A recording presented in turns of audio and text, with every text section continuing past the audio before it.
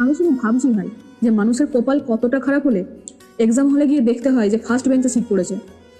একটা ভালো মুড নিয়ে ঢুকছি যে হ্যাঁ ভাই মোটামুটি ভালো, ভগবানকে এত ডেকেছি, এত প্রার্থনা করেছি যে হ্যাঁ একটা ভালো জায়গায় সিট পড়বে, মিনিমাম 2-3 নম্বর ছেড়ে 4 নম্বর এরকম ভাবে পড়ুক, একটু ধারের দিকে পড়বে, এগুলোই তো প্রার্থনা করা আমাদের, এগুলো তো আমরা ভেবে যাই যে যা হবে হবে, অন্তত একটা ভালো সিট আমরা অবশ্যই পাবো।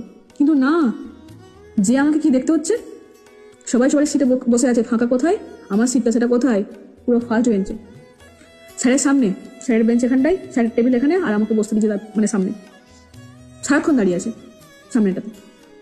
মানে এত আমার প্রতি কার এত শত্রুতা ভাই, বুঝতে পারেন ভগবান আমার কপালটা, এই কপালটা কি করে লিখেছিল ভগবান জানে।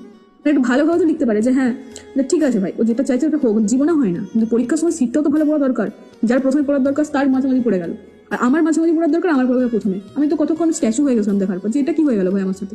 আমি তো এই ভয়টা পাচ্ছি যে এটা যেন আমার সাথে না হয়। কিন্তু আমার সাথে হলো এটা, কারণ আমি যেটা ভাবি সেটা তো কখনোই আমার সাথে হয় না, যেটা ভাবি না সেটাই আমার সাথে হয়, আমারই ভুল। এত ভালো করে ভগবান কেন যে আমার ঝরঝরে করে কপালটা লিখেছিল ভগবান জানে। কতক্ষণ আমি স্ট্যাচুকে মানে দাঁড়িয়ে ভাবছিলাম, ভাবলাম না এগুলো আমার সাথে ছাড়া কার সাথে হবে।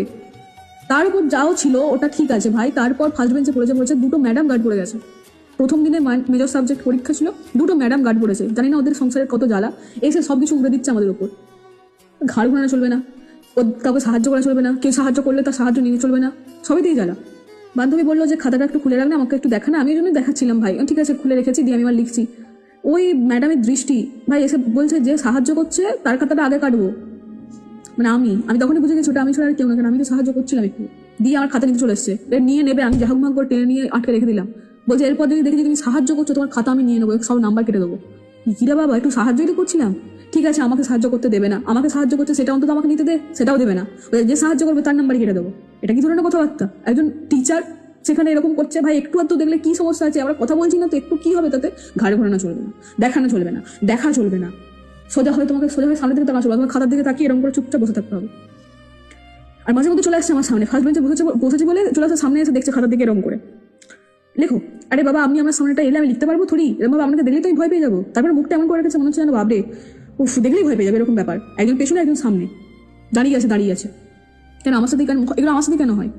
ভগবান কি আমার দিকে একটু মুখ তুলে রাখতে পারে না? কেন হয় আমার সাথে? পরীক্ষাতে ফার্স্ট সিট কার পরে ভাই, যে মানে জীবনে যার সব থেকে কপাল খারাপ তারই এরকম হয়, আর সেটা হচ্ছে এই অভাগা আমি, আর কেউ নয়।